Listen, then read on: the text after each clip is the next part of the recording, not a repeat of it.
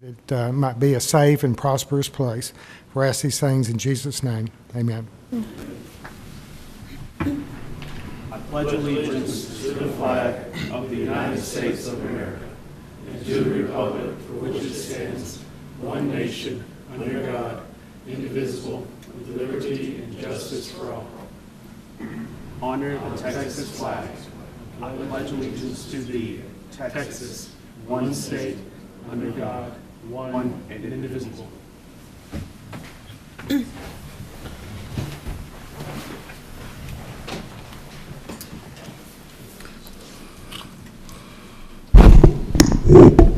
Item number 4, Citizens Forum. Persons desiring to address the council must limit their presentation to more than 2 minutes. Unless an item is posted on the agenda, the Texas Open Meetings Act prohibits the council from responding to any comments other than to refer the matter to a future agenda, to an existing policy, or to a staff person with specific factual information. Claims against the city, council members, or employees, as well as individual personnel appeals, are not appropriate for Citizens Forum. If necessary, the city council may convene into executive session under Chapter 551 or the Texas Government Code regarding any items on this agenda. The public forum is now open. If there's anyone who wishes to address the council, please state your name and address for the record.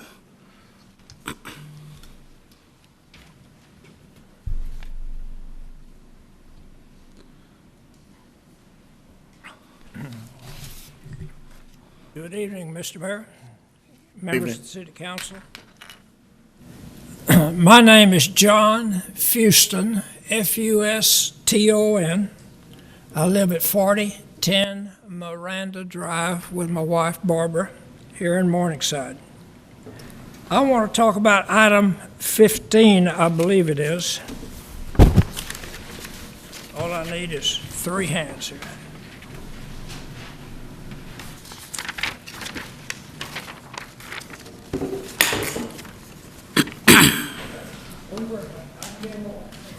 If I can't get it, I'm going to stay home. Thank you, though. All right. I want to talk to you about the downtown, the sidewalks, and so forth. I'm tickled pink the downtown is growing. I think it's a fascinating place and going to be more fascinating in the future. But I've got a friend that goes down. He goes down a little bit more than I do. And he's a little older than I am, too. He's a retired engineer with TI. He was in the Army as a major with a tank company in Europe. So, I mean, he's been around. He knows what he's doing and all. But he's like I am. He can't get around. And he was downtown, was leaving, going to the parking lot to get into his car. And he came to a place where they were serving food on the sidewalk. And I think that's fascinating. I like that. And as he got there, rather than going through the crowd, because all the tables, he said, were occupied, he turned and to step off the curb. The only thing is, he missed that curb right. And he missed it, and he got 1 foot down, and it catapulted him out, and he went past the car, and he landed in the street. I said, my God, there wasn't any cars coming. I hope, or I wouldn't be talking to you. He said, no, there wasn't any, and they helped me get up and get and get on my way. I said, okay, you did one thing wrong. There's a sidewalk there. That means it's at the side of the road, and it's where you walk. And you decided, he said, well, they were all crowded and they were having a good time. And rather than having to sort of push my way through, I thought I'd go around them. So I understand, I talked with Mr. Mack, and I believe item number 15 is going to be a proposal to how to fix that sidewalk so that doesn't happen again. And again, like I say, I'm just tickled pink with the downtown. The parking is is good and getting better. Good places to eat, that's good. And one more thing, we need some restrooms downtown. It's pretty hard to go down there and spend half a day or the evening without enough restrooms. So I just wanted to bring that up and say I hope that it's successful with number 15, how it's going to work. Thank you so much. Thank you, sir.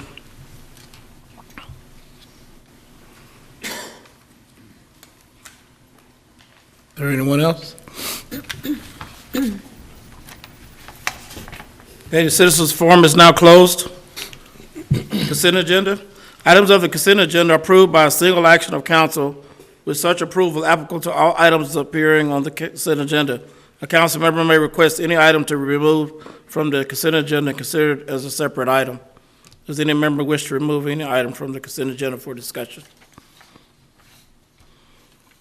If not, is there a motion to approve all items of the consent agenda? Is So moved. there a second? Second. All in favor, say aye. Aye. All opposed? Okay. Regular agenda? Mayor Hughes, I would like to make a motion to move agenda item number 9 ahead of 8, so it follows after 7.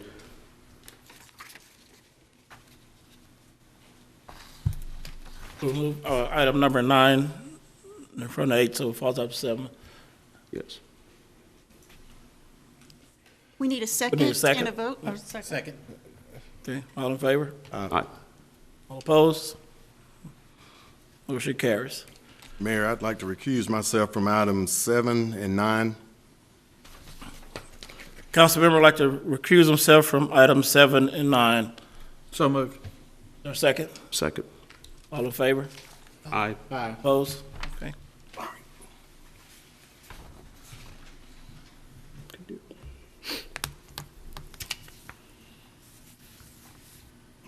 The regular agenda, discuss and act on a resolution approving an economic development agreement and residential tax abatement agreement with Cultivate Communities LLC for the properties located at 1 LCAT 17745, 1221 Northwest 15th Street, Lot 12, Block 233, 2 LCAT 18376, 1351 Northeast 12th Street, Lot 12, Block 269, 3 LCAT 13870, 133 Northeast 14th Street, Lot 9, Block 33A, number 4, LCAT 13832, 116 Northeast 10th Street, Lot 9, Block 32B, and number 5, LCAT 13830, 1025 East Houston Street, Lot 7, Block 32B, pursuant to the 5 and 5 Housing Infill Development Program. Staff, do you have a presentation, please? Thank you, Mayor, members of council. I'm very pleased to be bringing you again this month 2 additional 5 and 5 infill housing program agreements. We continue to be very busy working this program within our community, and it certainly is following in with the goals of prioritizing this activity within the community.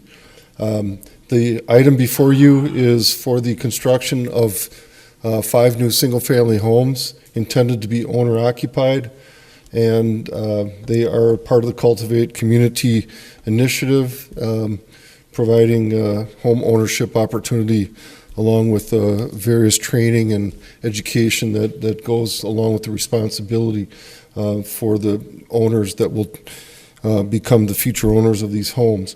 The plans before you are prototypical of what will be constructed. They're not all together, bunched together. They're distributed somewhat throughout the community based upon the fact that these are city trustee parcels that did not get purchased as a result of our past tax foreclosure sale process. More or less the elevations you see here, the site plan is typical from, basically all of this is very typical from the very first 5 and 5 program that was approved by the city for Mr. Mark McKinney. In fact, the similar plans have been acquired by Cultivate Community. So with this We are recommending approval of this, and I think that the applicant is here to speak a little bit more to their program and what they plan to do here as a new entity in Paris. Mr. Dave Osborne is here. Good evening, members of the council and city administration. My name's Dave Osborne. Been a resident here for 27 years, I think, and I'm involved with Cultivate Community, which is a very new, about 1 year old nonprofit. We have 8 different initiatives that we're working on. My purview is facilities and housing development, and trying real hard to learn the process on how all this works. But anyway, our proposal is, and we have funding, is that we're going to identify first-time homeowners, put them through some financial literacy training, how to be a homeowner training. We will mentor them for the first few years that they're in these houses. Their agreement with us will be that they can't flip the houses for a period of years, and try to get some people on the way to creating a little wealth within the families that have not had that in the past. And it's a very ambitious proposal that we're undertaking here, but we've got some people and processes in place, and we're really ready to get started. And of course, we need the property to do that with. And so both of these items, 7 and 8 now, have to do with getting us that property so we can get started. Thank you. Thank you, Mr. Osborne.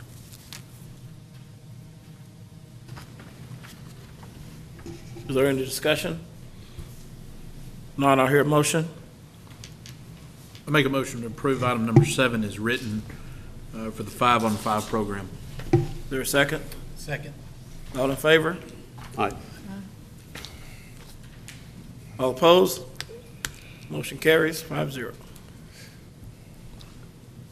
Item number 9, discuss and act on a resolution approving the resale of 3 properties previously bidded off to the City of Paris trustee to cultivate community pursuant to the 5-and-5 Instell Development Program. Staff, do you have a presentation, please, Mr. Mack? Thank you, Mayor, Mayor Pro Tem, members of council.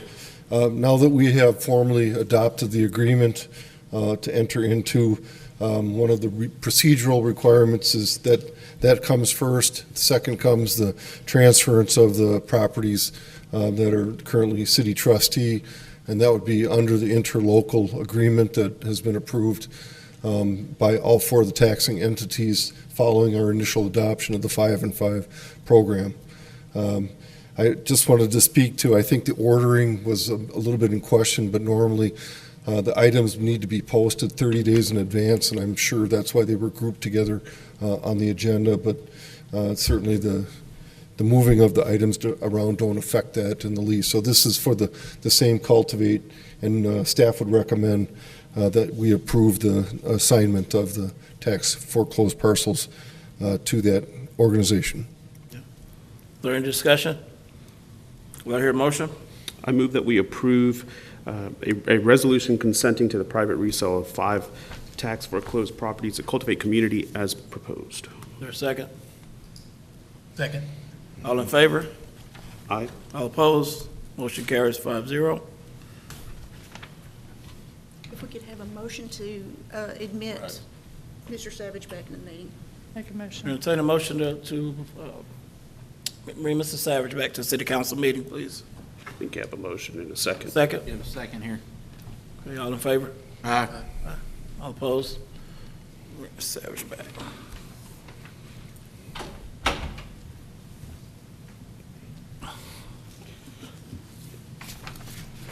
Item number 8, discuss and act on a resolution approving the economic development agreement and residential tax abatement agreement with P-Town Property Holding for the following properties. Number 1, LCAD 18257, 500 block of Northeast 29th Street, Lot 20, Block 258A, and 2, LCAD 18256, 410 Northeast 20th Street, Lot 2A, Block 258A, pursuant to the 5-and-5 Housing Infill Development Program. Mr. Mack? Thank you, Mayor, Mayor Pro Tem, council members. Our second 5 in 5 program this evening is for P-Town Properties. Mr. Tim Reisinger is here this evening as the developer for this project. As council is aware, we've gone through rezoning of the subject property, which is shown in this location. It's these 2 parcels. We are in the process of approving plats for this. We've not received the plats yet, nor the engineering. We were also in process of approving, Board of Adjustments approved a variance, setting those plats up for submission. At this point in time, it will be a replat and reorganization of the site. The product that is proposed to be constructed looks like this, similar, but not necessarily the exact same. The project now contains a series of 2 duplexes and 3 triplexes occupying those 2 parcels that are going to be reorganized into a replat. It's a high-quality product. We're very pleased that we're able to obtain additional rooftops as a part of this program, and staff is recommending approval. This does not involve the assignment of tax foreclosed city trustee parcels. This is all acquired privately. It's within the eligibility area, being directly across the street from the boundary as previously amended into our policy. So again, staff is recommending approval of this, and Mr. Reisinger is here this evening to speak to the project.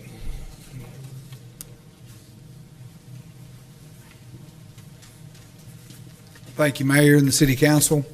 I apologize. We're in the middle of getting our plans finished up, and so that is not really, it's close, but not really. It's what I wanted to explain is these are going to be real nice brick dwellings. The whole things are going to be, we're going to brick the, we're going to go with the color of the neighborhood, not to make them stand out, make them flow, without getting too far off or into the parking at all. I did want to bring that up because we do have rear parking for them on most, which the reason I want to bring that up is going to be very appealing from the outside.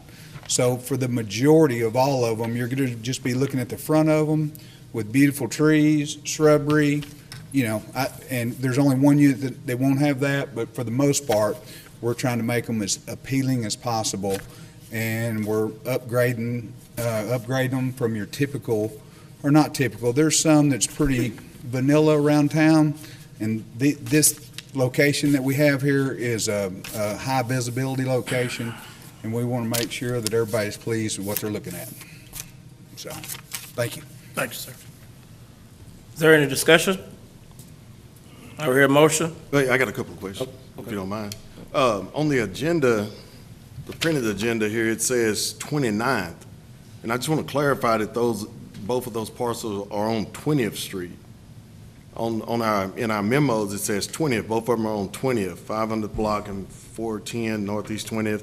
But in the packet here, it's saying 29th and then 20th. Is that what all y'all's packet says? I mean, agenda. So I just want to clarify that that's 20th Street.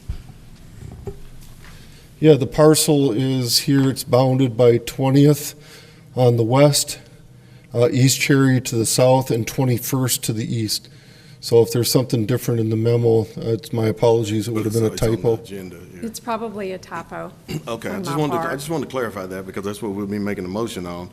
And then the other thing is, the boundary of the 5 and 5, is it 20th Street?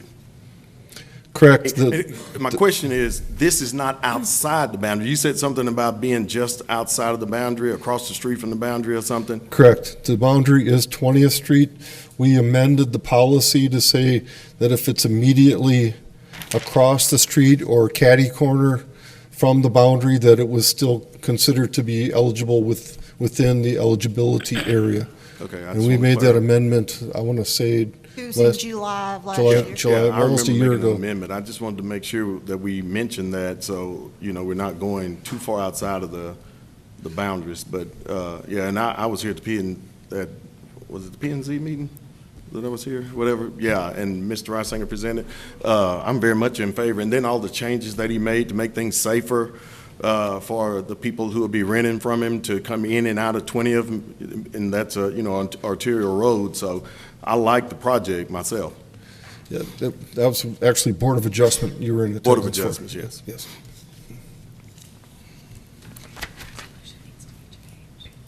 Is there any further discussion? Resolution is to be changed to 20 also. If not, I hear a motion. I'll make a motion to approve as presented. Second. Is there a second? All in favor? Aye. Opposed? Motion carries 6-0.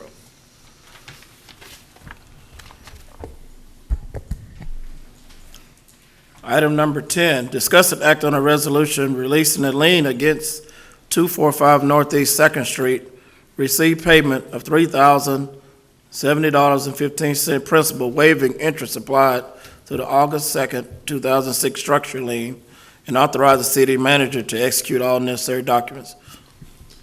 Yes, Mayor Pro Tem, members of council. Back in June 2006, the city demolished a dangerous structure at 245 Northeast 2nd Street.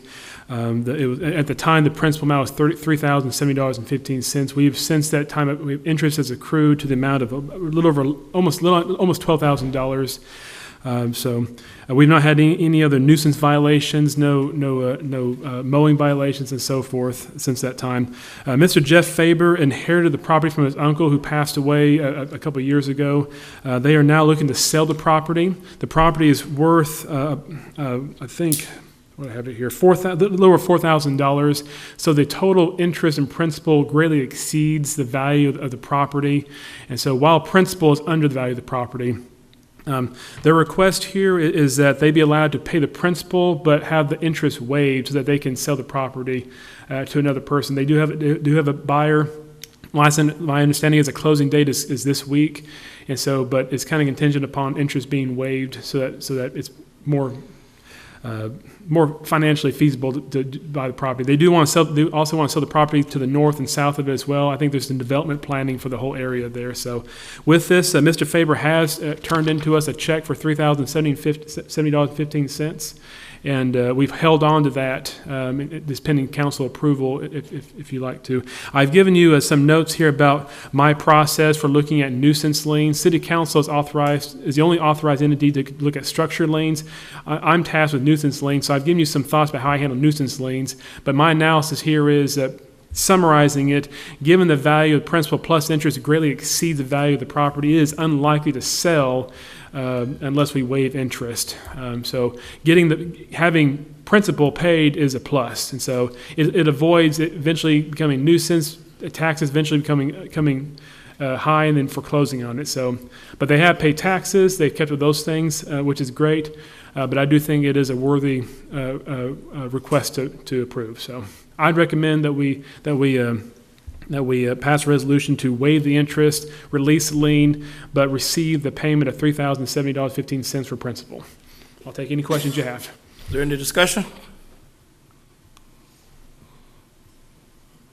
I hear a motion. I make the motion that we approve the resolution for release of the lien against 245 Northeast 2nd Street and receive payment of $3,070.15 principal while waiving the interest applied to the August 2nd, 2006 structural lien. Is there a second? Second. All in favor? Aye. All opposed? Motion carries 6-0. Item number 11, receive presentation from New Gen Strategies regarding the 2023 water and wastewater cost of service rate study. Discuss and act on an ordinance amending Appendix A, Section A10.004B, sewer rates for consumers using city water. All of the code ordinances of the city rate consultant. Staff, you have a presentation, please. Mayor Pro Tem, council members, the city currently has water contracts with 4 local industries. And one of the requirements of those contracts is that we have an independent consultant do a cost of service study each year. That cost of service study determines what the rates are for those 4 contract customers. But as a byproduct, it also determines what the rates should be for everybody else, residential, commercial, and other industrial customers. We have with us tonight Chris Eckroot from New Gen Strategies, who did the cost of service study, and he has a presentation to give you on that.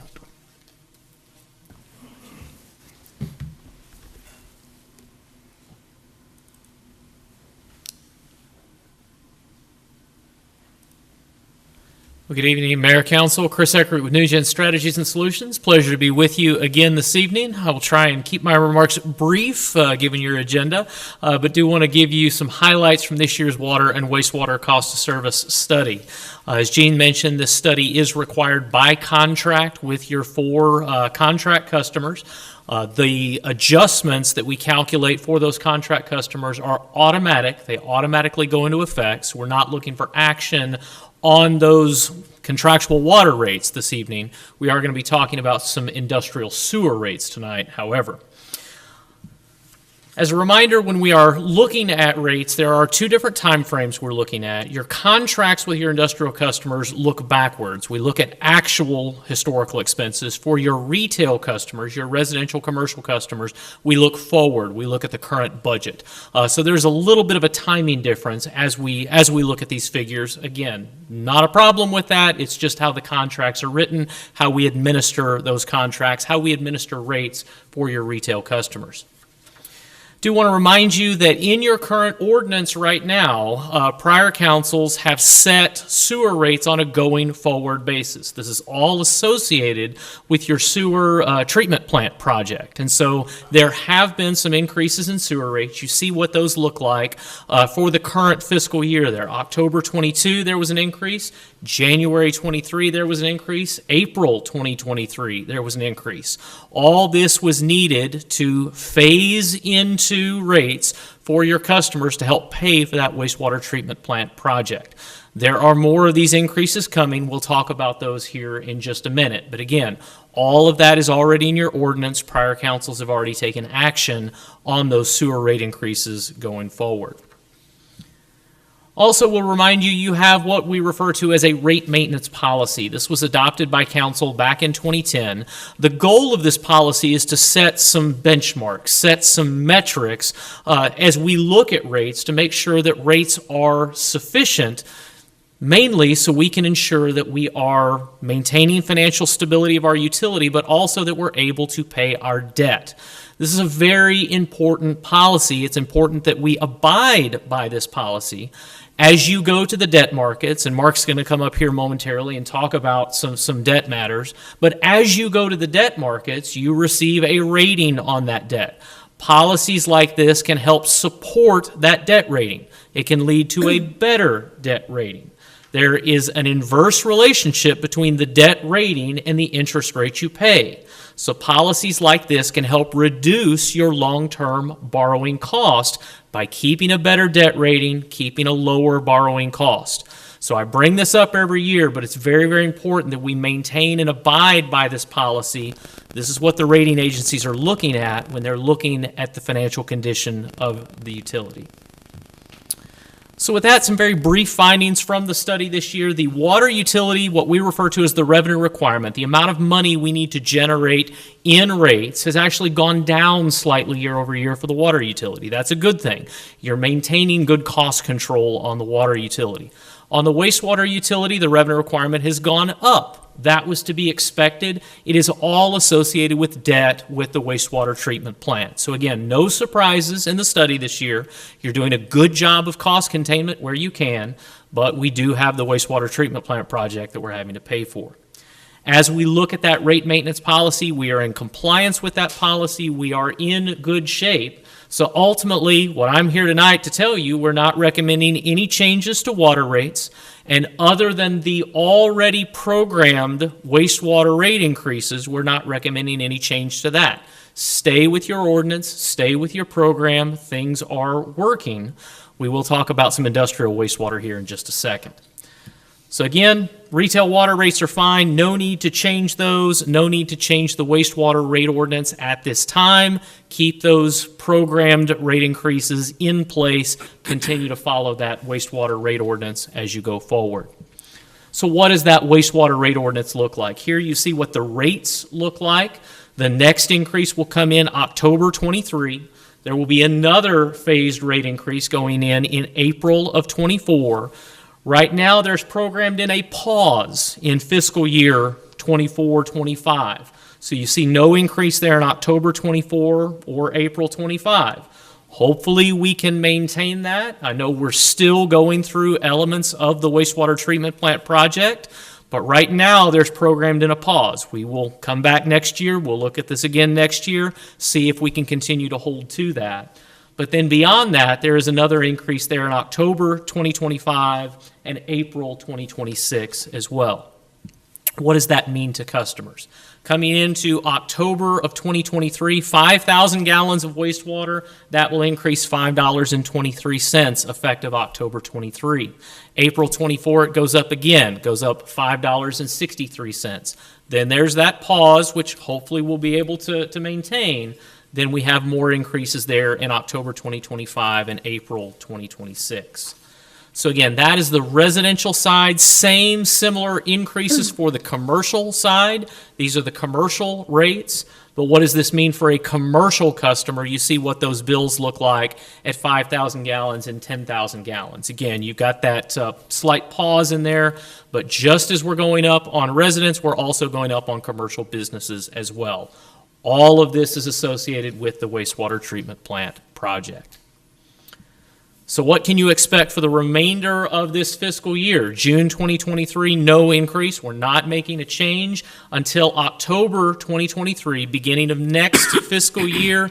That is the already programmed in wastewater rate change there. Same thing on the commercial side, no change in June 23. You see the change there, October 23. Now, I show you this chart every year, and I'm fairly certain I say the same thing every year. Every council I'm in front of wants to see how do we look compared to our neighbors. But this is not an apples-to-apples comparison. Every community is different. Here in the city of Paris, you are extremely competitive on the water side. Your water rates are very competitive. If we just looked at water, you would be toward the lower end of this list. But we have our wastewater treatment plant project. That is a unique issue for this community. That is placing demands on your wastewater rates. And so you see what that looks like on the wastewater side. You are more heavily weighted to the sewer side. But this project is very important. It's what you have to have in order to meet regulatory requirements and provide centralized sewer service going forward. Again, this is also a snapshot as of today. If we look at this in October, there are other communities going through this very same exercise right now, looking at rates. This would look different in October. It might look different next January as well. So just keep that in mind. So I know I've mentioned several times industrial sewer surcharge. I want to talk to you very briefly this year about your industrial sewer surcharge. When you think about wastewater, there's basically two components that drive cost on wastewater. One is the overall flow of wastewater. The other element is the quality of the wastewater, meaning what all is in the wastewater. Generally, your industrial customers produce a stronger strength sewer waste stream. It's not domestic.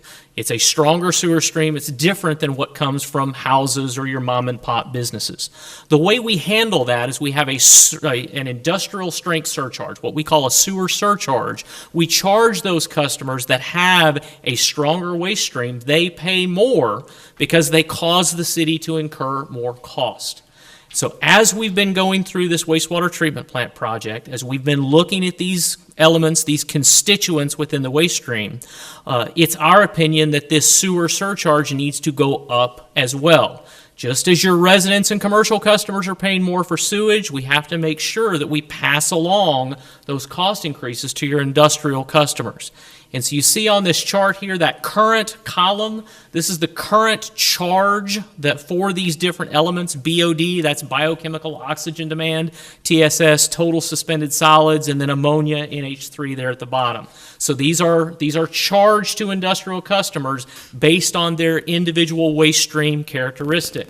The current column is where you're at right now. You see the proposed column and then the variance. You see, this is a fairly significant change. This is a big bump in that industrial surcharge.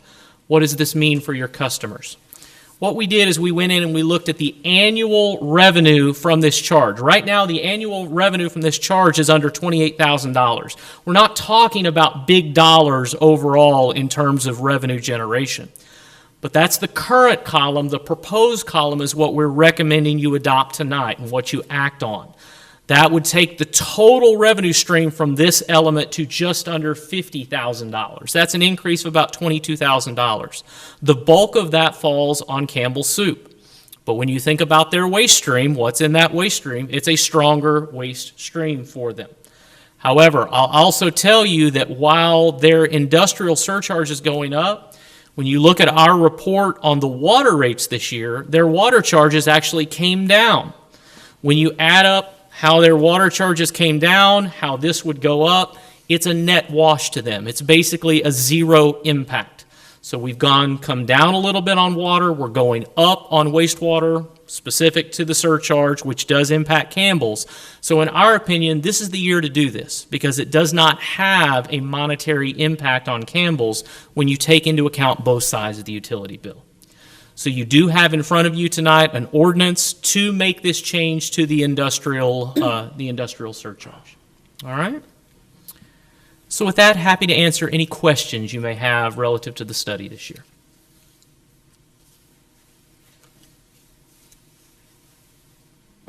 Thank you, sir. Thank you. Is there any discussion? Can you go back to that? Oh, yes.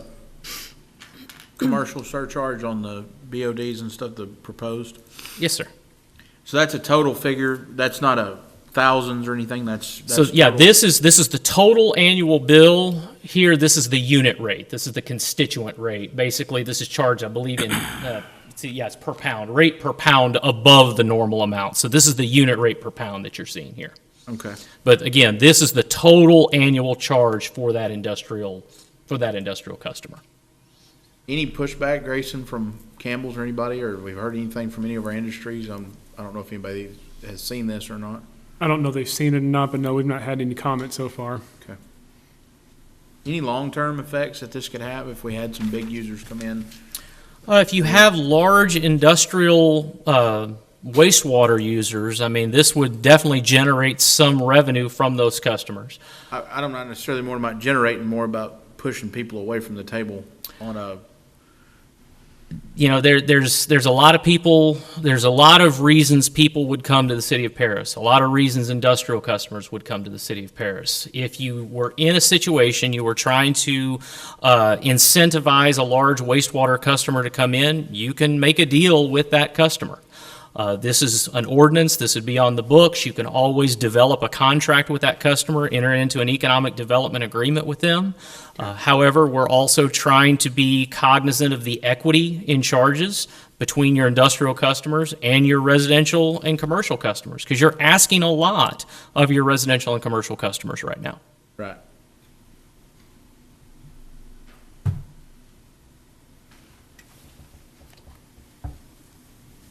Thank you, sir.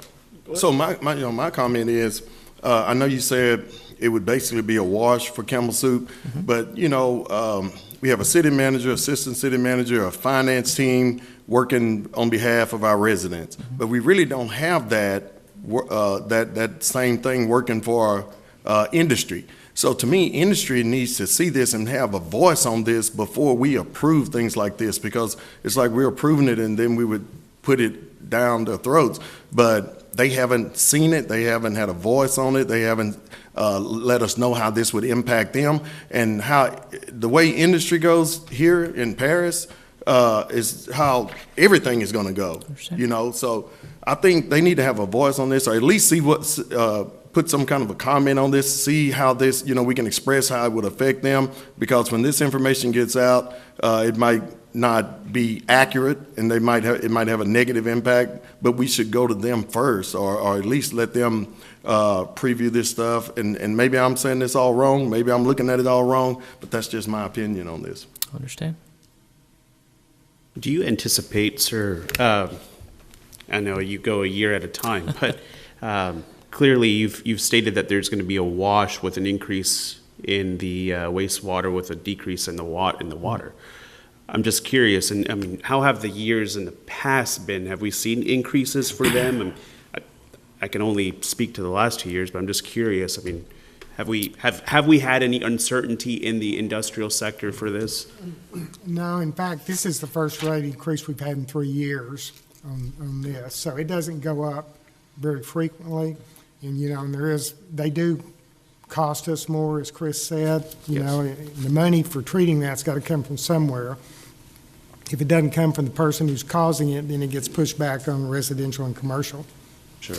And I mean, I know for me, and I'm sure many of my colleagues, we get questions all the time about, hey, trash, privatization, is that going to increase our bill for that? What about the water, the wastewater, what all is going to happen? And so that's why I try to understand, because, from the industrial standpoint, just like the colleagues, the two gentlemen have said, that's really important for our community, and we have a fiduciary responsibility to make sure. But I understand what you're saying, and as long as it's a wash, at this point, I could see that. But they're a substantial user. I mean, we got to look out for them also. And the other thing to keep in mind is, relatively speaking, that's a pocket change to Campbell City. I know. Right.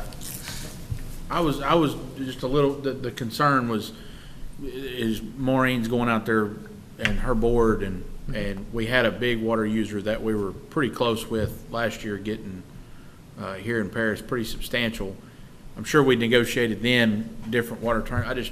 I hate to put ourselves in a deal where we're in the next 24 months and we got to, but as long as we understand that everything's negotiable going forward, we just need to model it that way whenever we're talking with. So that was my only concern.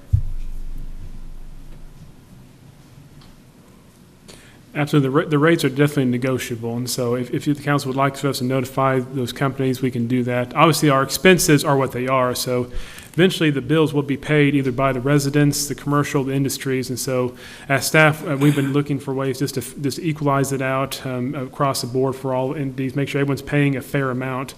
So this was brought to our attention, realized we hadn't raised it in 3 years, and so that's why we brought it forward tonight. So, but absolutely, if the council can either vote to approve it, vote to deny it, vote to table it till we notice those companies, we can bring back to the next council meeting, however you wish to do. So That sounds like a plan to me. I got one more quick question, just for my own understanding. When you have proposed, I'm just going to use Campbell's for example. Let's just say if they go out and negotiate this down to 45 instead of 46.6, 47.87, does that, the variance of that, does that burden fall on any other sector? So the money has to be generated from somewhere. Right. And so ultimately, if this is not generated from industrial customers, you've got to bring that back in, and it's got to come from your other retail customers, your residential and commercial customers. So yes, it's a pie. We have to generate the pie. If somebody gets a small slice, somebody else gets a bigger slice. Again, as you look overall dollars here, your total sewer revenue requirement, $7.8 million. We're talking about a change of $20,000 against $7.8 million. So keep that in mind. The impact here is fairly small. We're probably talking less than pennies on the overall rate, but you are correct. If it's not generated from industrial, it would fall on somebody else. Okay.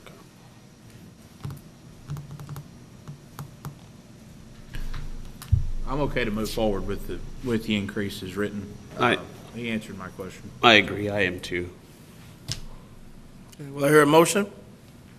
Make a motion to change the wastewater cost as written from New Gen Strategies. I'll second. All in favor? Aye. All opposed? Motion carries 6-0. Item number 12, receive presentation from Mr. Mark McLenny and the Samco Capital Markets, the city's financial advisor, regarding refunding and restructuring the Series 2013 utility system COs to lower the total annual debt service support by the utility system to help offset the cost of future utility system improvements, and authorizing staff and outside consultants to proceed with refunding and other matters relocated thereto. Staff. Mayor Pro Tem, Council, in your agenda package, you had a brief memo talking about refunding and restructuring of one of our debt issues. Our financial advisor, Mark McCliney from Samco Capital Markets, is here, and he's got a presentation to discuss in detail about the possibilities that we have before us.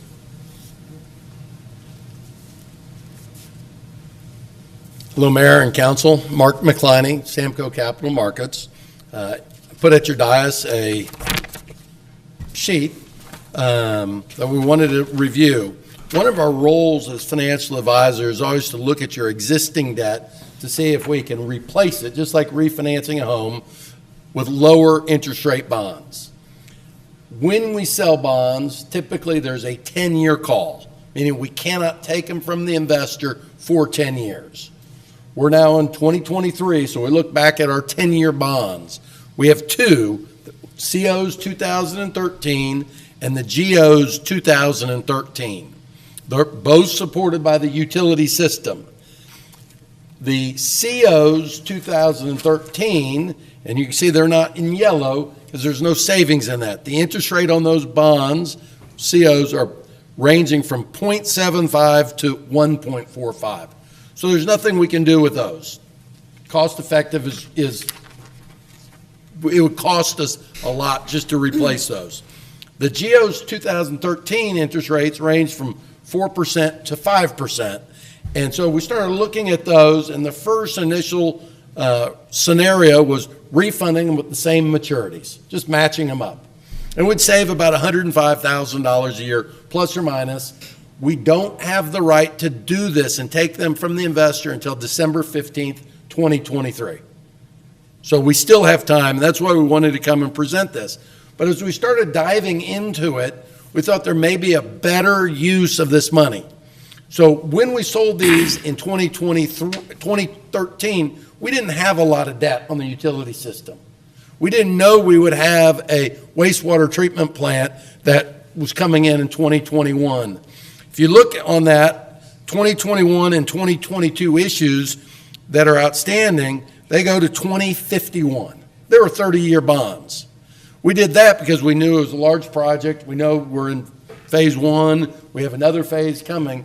If we would have known that, we would have sold those in 2013 for 30 years and make the payment smaller. So as we were visiting with Gene and Grayson on this, we thought maybe we should take the opportunity to now look at stretching them out to a 30-year bond. So increasing that by 10 years. So the important thing for me was, one, it does make sense to do an even maturity to maturity savings. It was going to save us $105,000. So the refunding made sense just on that. Then we said, okay, what if we stretch it out 10 years, knowing what we didn't know at the time, that we had these bigger bond issues out there. And we said, okay, if we did that, what would the bond payments look like? So you'll see a reduction in annual payment on the far right-hand column. And then you'll see 3 columns underneath GO Refunding Bond Series 2023. If everybody follows me there, what we've done is we've taken out the bonds that are callable, and that's the column that says refunded bonds. Then we would add in the new bonds. So you pay off those old bonds on December 15th, 2023, they're gone, and you replace them with new bonds, and we stretch it out 20 years. What that does, if you look at the far right-hand column, it reduces our payments by nearly $1 million for the next 10 years. Some years greater than $1 million, some years less than $1 million, but on average about $1 million. Then you'll see after 10 years, it increases the payments because we're taking 10 years that are left and turning them into 20 years. So naturally we'd have increases on those years. But what it sets us up, if you look at the new total debt service column, which is the second column from the right, there's nothing much we can do in year one. We're at $8,417,000. But look at the next year. It drops to $7 million and then $6 million, and it stays at that level going down. Now, why is that important? We know we have the second phase down the road. So setting it up now allows you to come in with the second phase so that perhaps the stuff that Chris was talking about, New Gen and those future rate increases, which we don't know, will be able to be either less than or not as much as it would be if we didn't do this. So it seemed to make a lot of sense to at least present this to City Council to say, yes, for you all to say, yes, this makes sense. Go ahead and work on that refunding to do, to extend it 10 years. But it was something that we thought it was very important to be in front of you all to make that decision. And so that's kind of generally the overview. We're not doing anything today. We cannot do anything today except get permission. We would be back here sometime later this fall with whatever direction you all send us out to do. We cannot take them from those bond investors until December 15th. So whatever we have to do has to fall in the window of 90 days in that before December 15th, up to 90 days earlier. So this is the time for start thinking about it. We don't know what the results will be until we actually sell those bonds, what those interest rates are. But regardless, we think we can lower those annual payments in a way that will be beneficial for you, your residents in the future.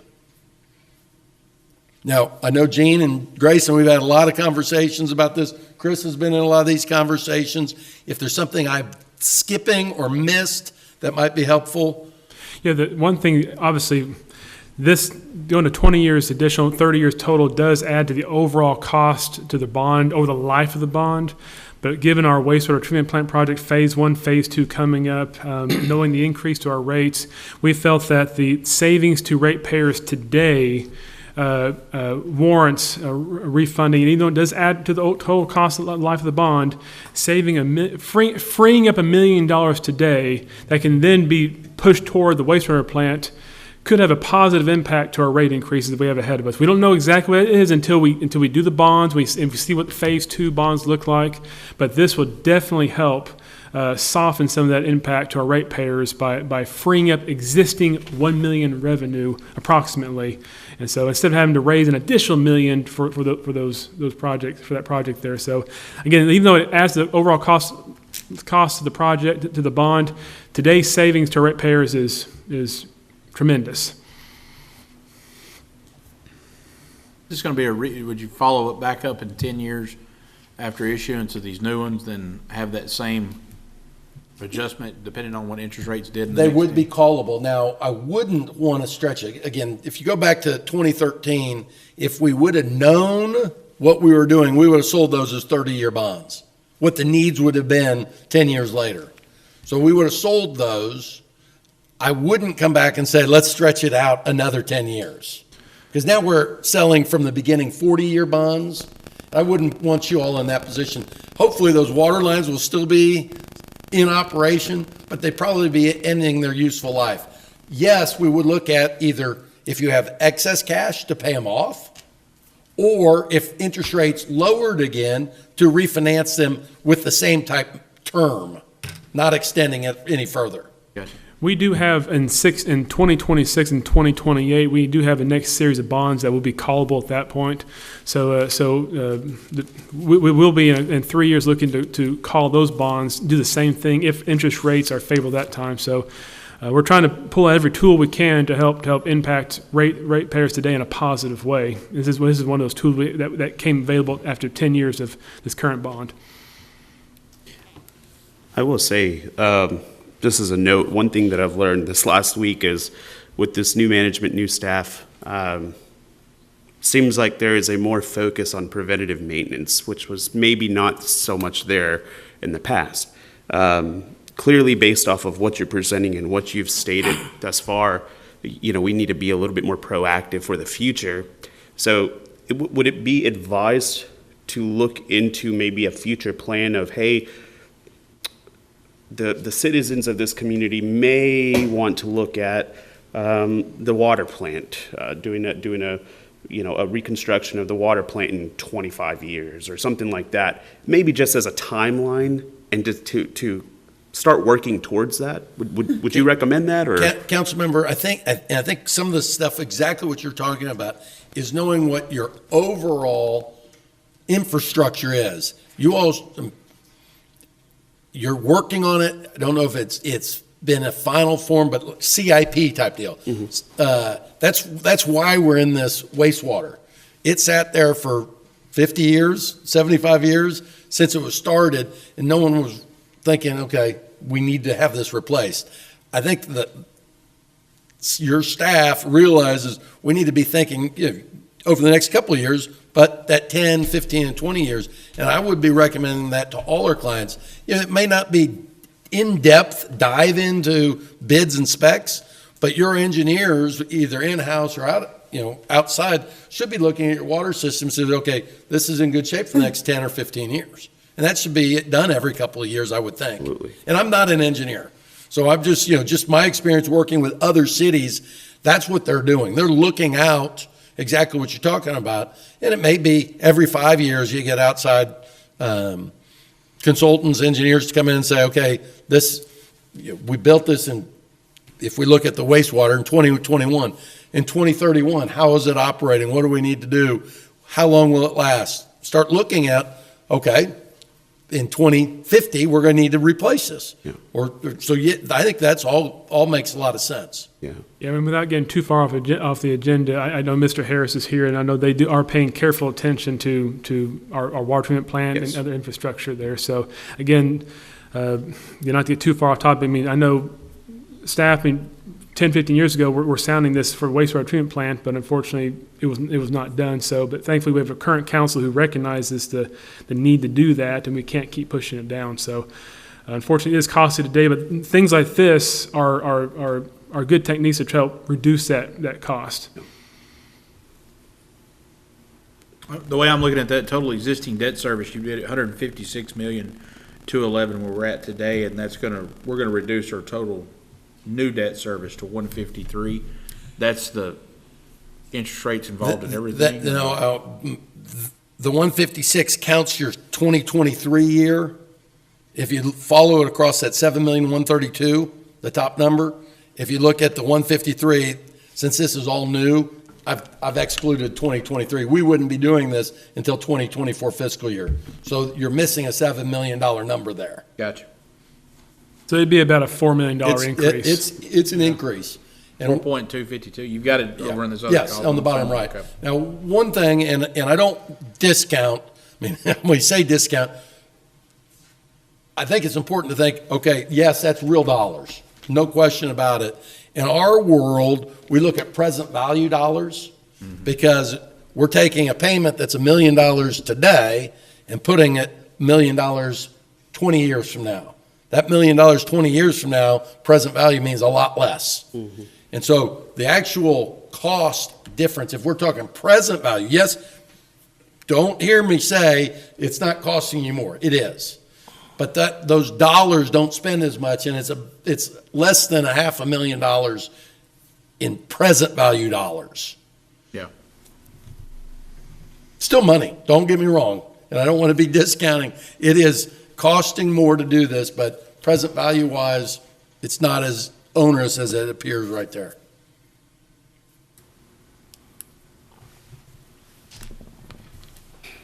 Any other questions?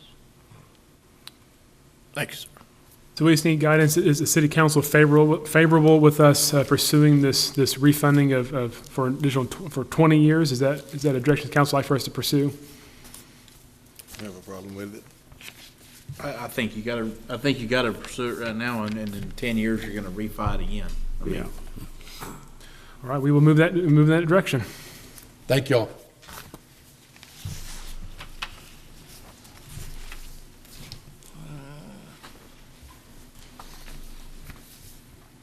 So that was just for guidance on that one? Yes, yeah. Okay. Didn't say that, okay. Item number 13, discuss and act on a revision to the FCA grant applications and procedures. Mr. Mack. Thank you, Mayor Pro Tem, members of council. Just a little historical perspective on this item for you. What we have identified as a result of the downtown plan is we've seen continued substantial improvement and investment into our downtown. That's an exciting thing for the future of our community, in particular with regard to our historic downtown. Recognizing this, the council in the current budget year cycle authorized an increase of $10,000 in our facade grant program. This applies to both residential as well as commercial structures within our eligible local adopted historic districts. We are in the process of adding a new historic district. Right now, it's been through the HPC, it's been through the P&Z. It will come to the council at your next meeting for an expansion, and that's in the Pine Bluff Fitzhugh neighborhood. But tonight, what we are bringing before you is an outcome of a subcommittee process developed through the HPC. We organized a group of private individuals, business owners in the downtown, representatives of the Historic Preservation Commission. We did some study and better articulated what it is that we do to make investment in our downtown. And the committee came up with a recommendation that was then embraced by the Historic Preservation Commission to increase the individual grant amounts, and actually for both residential and commercial, we will be doubling the project potential. We will do that up to the budgeted amount that we have each year.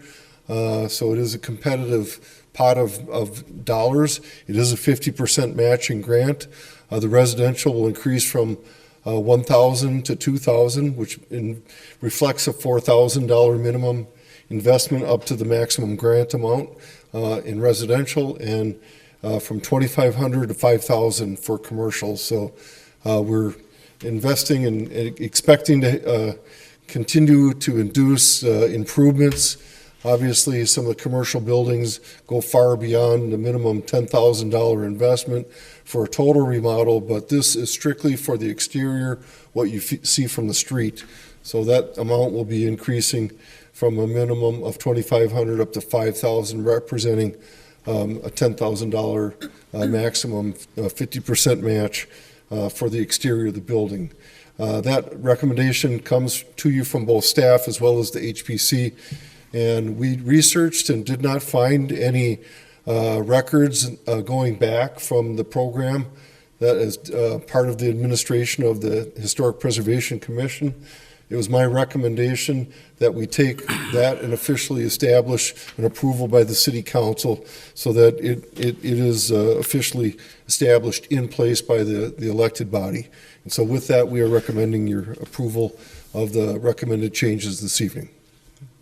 Thank you, Mr. Mack. Is there any discussion? All right, hear a motion? So moved. Second? Second. All in favor, say aye. Aye. All opposed, say no. Motion carries 6-0. Item number 14, discuss and act on an ordinance amending the City of Paris Code of Ordinances to amend Chapter 19, Streets, Parks, and Other Public Ways and Places by adding a new Division 9, Street Light Regulations, to Article 10.05, Streets and Sidewalks, making other findings and provisions related to the subject, providing a repealer clause, a severability clause, a savings clause, and penalty clause, and declaring an effective date. Staff. Thank you, Honorable Mayor, Mayor Pro Tem, members of council. We bring before you a street lighting ordinance proposal to help increase lighting in the city of Paris. As you know, we're experiencing an influx in growth with new residential, commercial, and industrial development. And one of the goals as the city grows is to continue to update our standards to help Paris stay vibrant and modern. One opportunity for modernizing the city as it grows is to develop a standard for streetlights to be installed along new city streets where private businesses and residential development occurs. This proposed ordinance sets forth the guidelines for design and construction of street lighting on new arterials, collectors, and residential streets. There's currently an avenue for street lighting expansion in the city, but it is not a streamlined process and is based solely on individual requests to the police department. If approved by the police chief, lights can be placed on existing power poles in the requested areas. While this is a great opportunity to add illumination where it has not previously existed, a more holistic approach is needed for new development as the city grows. We've therefore developed a street lighting ordinance proposal for your consideration that, as developers propose new areas to develop along proposed routes, that they will include street lighting in the cost of the development of those routes. And I believe it will really add to the the development without just basing illumination to go on existing power poles, but have dedicated, attractive light poles, luminaires, if you will, that we can all be proud of. So we have Larry Willis from Encore here to answer any questions, and myself to answer any questions as well, if you have any. Any questions? So will Encore be changing out these guard lights and street lights little by little going forward? We would keep the existing luminaires that are attached to power poles there in the foreseeable future. The city pays monthly for each of those. So something I didn't mention is, as the police chief and the police department approves those, we pay for them to put in and the monthly cost. So the residents that may be benefited by those don't pay anything. But as they phase out, as they need bulbs changed, if a tree branch hits them, Encore pays that, and it's included in the monthly cost that we already pay for. And the same will be with these new streetlights on the dedicated poles. Once they go in, per their approved plan that they will submit with their development plans, they will have the city pay for each light pole rent, if you will. It's not very expensive. It pays the power and it pays the replacement cost eventually when they are needed to be replaced. And average 10 to 15 years is what I've seen as a luminaire pole. I've seen some go longer. Seen some concrete poles in Memphis that stay up for 50 years until they're hit by a crossing truck. But it's a cost that is there for the developer. It's a minor cost, but it is there. But once the pole is up, the city pays, and then Encore replaces as needed at no additional cost. Well, I'll tell you real quick, I'm a huge proponent of this. I love this idea. I appreciate you bringing this forward. We could do a lot with just brightening up certain dark areas, right? And I speak on this on a personal note because at one of my businesses put all these lights, we really lit it up and people notice. Keeps it safe. And hopefully that's the big thing that we get out of it, but keeps it bright, keeps people feeling welcome. So I like this idea, and I'm definitely in favor of it.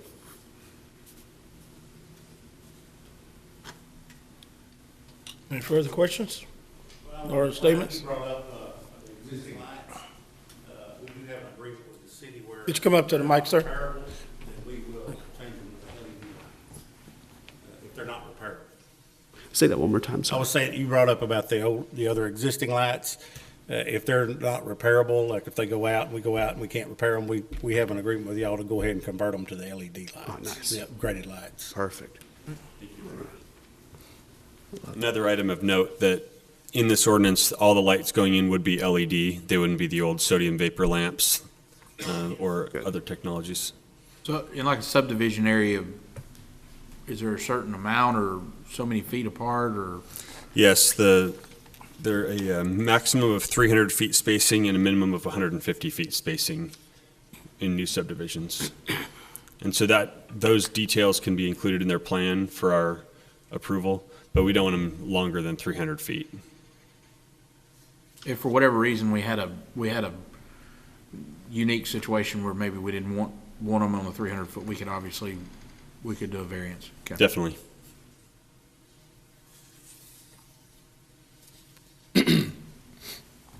Thank you, sir. Is there any further discussion? Are we hear a motion? So move. Second? All in favor? All opposed? Motion carries 6-0. Item number 15, discuss and act on an agreement with Hayter Engineering in amount of $14,900 for professional services as related to the survey and design services for the Grand Avenue sidewalk extension, and authorize the city manager to execute all necessary documents. Staff. Honorable Mayor, Mayor Pro Tem, members of council, as part of the tool plan several years ago, a sidewalk was recommended to be widened or bump outs for traffic calming and softening effects. When the city decided to expand the square, bump outs like this were included on all four corners to allow more space for pedestrians and to wait for areas for them to wait to cross the street and provide a linear physical feature when parallel parking, and to provide more space for residents and visitors to enjoy the square. Bump outs were recommended in other areas of downtown, but due to limitations in budgets, it was decided that the traffic paint hatching would be the best course of action to limit travel and parking until funding was available to construct physical curbing and sidewalk extensions.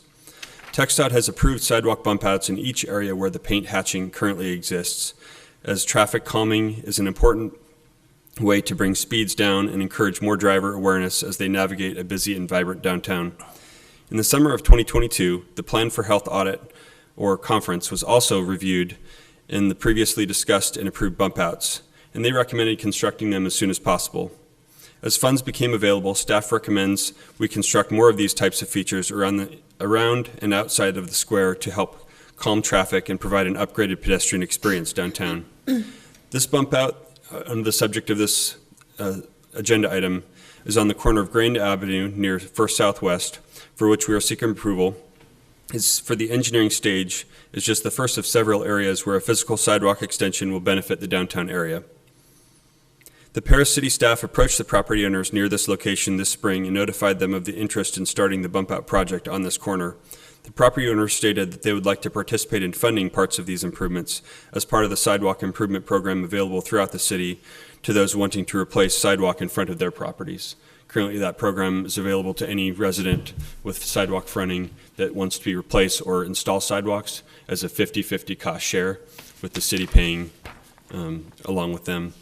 So some of the design features worth noting for this proposed improvement are new longitudinal drains to keep water from ponding up around the bump outs, a tree grate for added vegetation downtown, and stamped and stained concrete for the extension.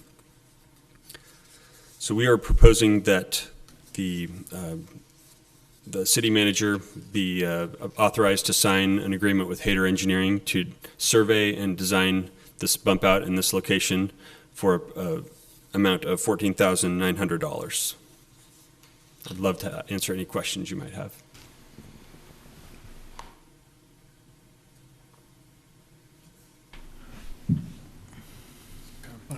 All good here. Thank you, sir. Any further discussion? Not, I'll hear a motion. Just real quick, I'll just note, I appreciate the note about the sidewalk, kind of widening the sidewalk in general from the citizen that spoke earlier. I think that's a great point. I know it's a little claustrophobic in that region, so I appreciate this initiative to make things safer. And with that, I'll make a motion to approve. All right, is there a second? Second. All in favor, say aye. Aye. All opposed? Motion carries 6-0. Item number 16, convene into executive session pursuant to section 551.087 of the Texas Government Code 1 to discuss or deliberate regarding commercial or financial information that the government body has received for the business prospect that the government body seeks to have locate, stay, or expand in or near the territory of the government body to which the government body is conducting economic development negotiations, or 2, deliberate to the offer of financial or other incentive to a business prospect described by subdivisions 1 as follows: Project Clydesdale. The time is 6:44 and the city council is convening into executive session. Item number 17, convene into open session and possibly take action on those matters discussed in executive session. The time is 7:05 p.m. and the city council is now in open session. We'll need a motion to approve the performance agreement between the PEDC and Project Clydesdale as presented in executive session. So moved. Second. Second, all in favor? Aye. All opposed? Motion carries 6-0. Item number 18, consider and approve future events for city council and our city staff pursuant to resolution number 2004-081. Anything? If not, I hear a motion to adjourn. Second. We are adjourned.